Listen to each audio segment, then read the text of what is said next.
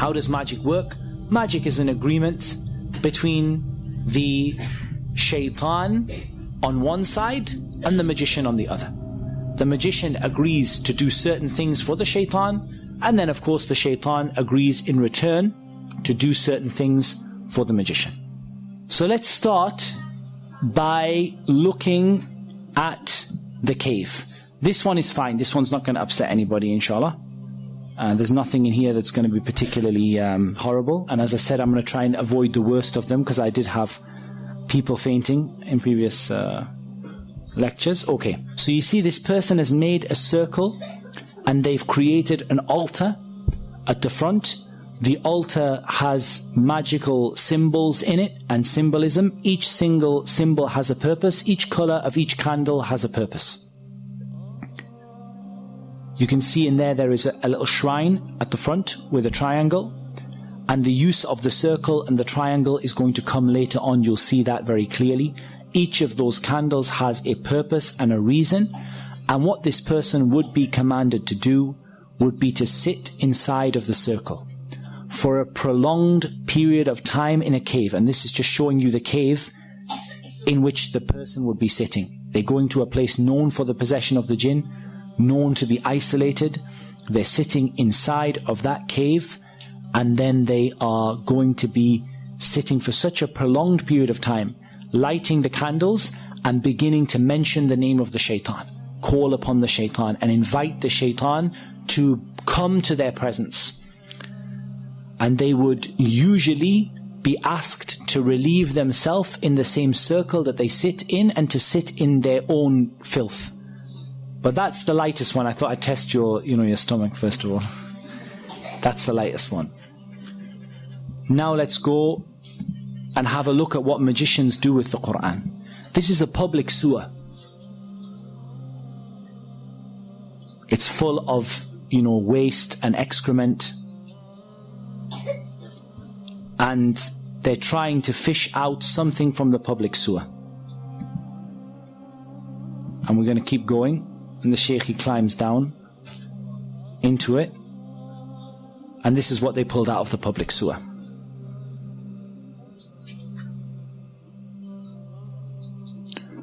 As you can see, this is a copy of the Quran that has been used in a public sewer. It's covered in human filth. It's covered in sewage. And they now have to clean and purify this copy of the Quran. Just in case you thought that was a one-off, we'll show you another video. This one has 51 copies of the Mus'haf that have been disgraced by the magicians. As you can see, they are covered, these are all copies of the Quran. They are covered in knots. They are covered in filth inside of them. They're going to open one of them up. They're covered in pins like voodoo dolls. They're cutting them open, and you see the state of the Mus'haf inside. You can see the color of the water that is coming off of the copies of the Quran as they're washing them, as they're opening them.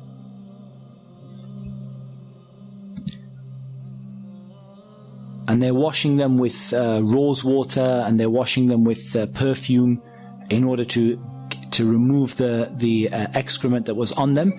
And they were found in a toilet, in a public sewer. 51 copies of the Mus'haf. And you can see inside the state that these masahif have been put in. And inside there are metal nails bent over. These are part of the magic. And you can see how covered these masahif are in dirt and in uncleanliness. Right. What you can see here is a copy of the Quran, and you can see a circular, I don't know what to call it, a device. And you can see what the Quran is smeared with. The story of this is actually much, much worse. Whatever you can imagine, the story is worse. There was a maid who wanted to perform magic upon the family that she was with. She took a copy of the Quran, she placed it into this tube, and she placed it where she placed it when she was on her monthly cycle, and she covered the Quran in menstrual blood. This is what magicians do. Here we're going to see another magician. And this magician is going to show how he's been caught. And part of them being caught is they ask them to they ask them to show what it was that they were doing without letting them make shirk. They don't let them call upon the shaitan, but they just let them show the idea of what they were doing in order to expose them in front of the people. So the first thing you see is that this man is wearing red from head to toe. He's wearing red from head to toe because the Prophet ﷺ forbade a man from wearing red from head to toe. He lights his incense that is done deliberately to bring the shaitan. It's a kind of incense that's well associated with the shaitan. And he begins to perfume a whip and he starts to whip himself. This might remind you of some people.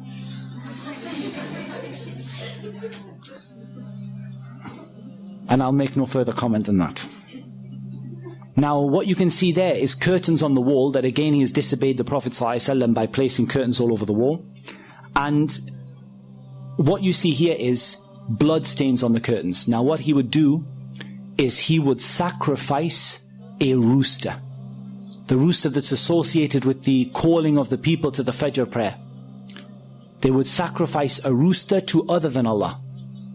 To sacrifice a rooster to the shaitan and then allow it to flap around the room, spreading the blood all over the walls. And then you would see what this person would do. They have some more little tools that they use. They would then lie in a position of humility and a position of lowliness. And you're going to see. And they would stay in that position calling upon the shaitan. Calling upon the shaitan to appear before them, calling upon the shaitan to help them, calling upon the shaitan to aid them and to support them. And what they do is they make a contract between themselves and between the shaitan. And this contract is then placed in a number of places. And I'm going to show you some examples. This here is a bird that was confiscated from the house of a magician. And you can see stitched into its wing or onto its tail. I've got all sorts of them this one.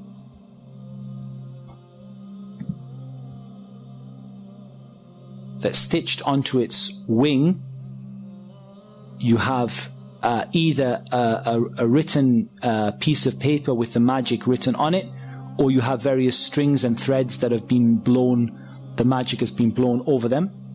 I think the other one is a little clearer, so I'll put the other one on. So this is another bird that was confiscated from the house of a magician, and you can see very, very clearly there that it has stitched into its wing a contract that is written between the magician and between the shaitan.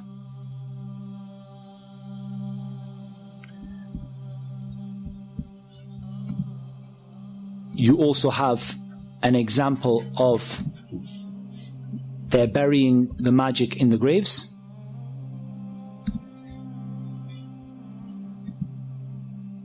So they go out to a grave and they dig inside the grave. They've caught a magician, or they've been informed by a magician as to where the magic is hidden. And you're going to see that they bring out from the grave, they've been told what side of the grave to look at, and they bring out usually a plastic bag, and the bag has various magical items in it. You can see there that you have the letters and the symbols that we're going to talk about tomorrow, and you're going to learn about what those symbols and letters mean. We'll show you another one that comes out of the grave.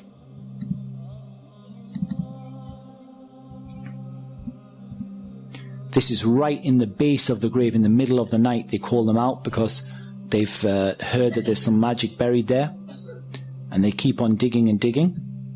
And eventually they take out this pouch. And they start to open the pouch. And we're going to see what's in it.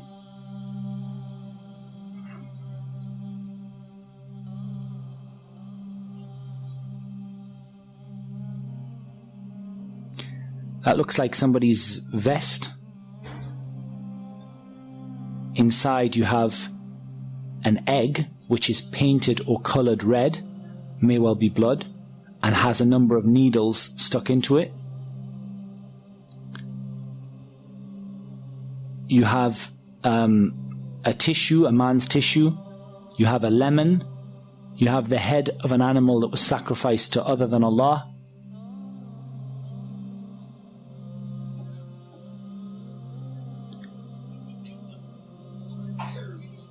And it's not uncommon for them to put inside of the head of the animal some magic. And you have these writings, you have all sorts, it's covered in blood. You have a child's nappy in there. And you have a sanitary towel. And there's some Quran in there as well.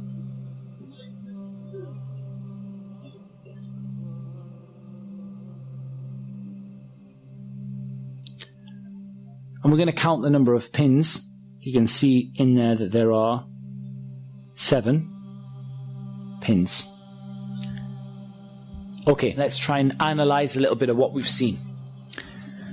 Each individual item that was put in there for a reason.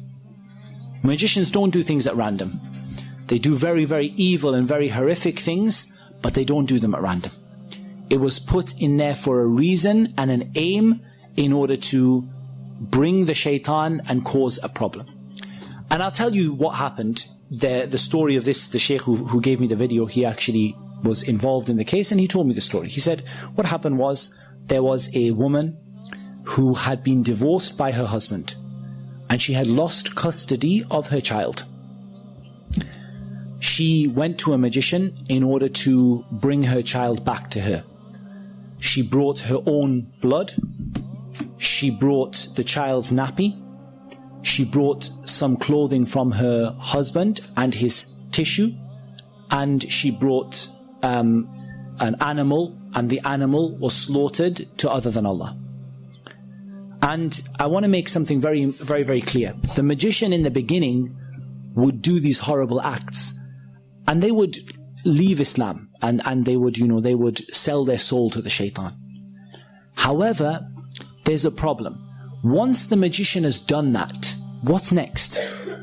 The magician calls the shaitan, says, I'm willing to make sajda to you in order for you to do something for me. And the jinn and the shaitan say, well, what's the point? You've already disgraced the Quran, you've already left Islam, you've already done the worst of the worst of the worst. There's nothing left to ask from you. So then he says, what can I do for you next to make you carry out my orders once again? And so the shaitan says, now you have to bring other people. It's not enough for you to leave Islam. Now you have to bring other people. And so that magician goes out to convince other people to use their services and to bring them, those other people, outside of Islam. And this is something that you see amongst the magicians, is that they don't simply disbelieve. They disbelieve and they become a da'iyah, a caller to get people to leave Islam. And so that woman was asked to bring an animal, knowing that animal would be sacrificed to other than Allah. In the beginning, don't think that this magician sat there with horns, and sat there saying, I'm an evil magician. In the beginning, the magician enticed her, look, I can solve your problem, I'm a healer. But when it comes to the crunch, you're going to have to bring me an animal to be sacrificed. She knows and he knows that animal is going to be sacrificed to other than Allah. When he asks her to bring a sanitary towel, he asks her to bring a nappy, she knows what's going to be done with it. But he has to get her to make that step so that she would leave Islam. And when she leaves Islam, then the jinn will now do another act for him and would afflict her husband and cause him to lose the custody of his child, and for the child to go back to the mother, or afflict the husband to make him love the woman again. And of course it should be mentioned that they never bring anything good. And they never, ever, ever are successful in what they do. وَلَا يُفْلِحُ السَّاحِرُ حَيْثُ أَتَى. The magician will never be successful wherever they are. and the husband would go insane, fall in love with his wife once again, go back to his wife. Within a few months, he will have fallen out with her again. It doesn't bring anything but evil for everybody. It doesn't bring people back together.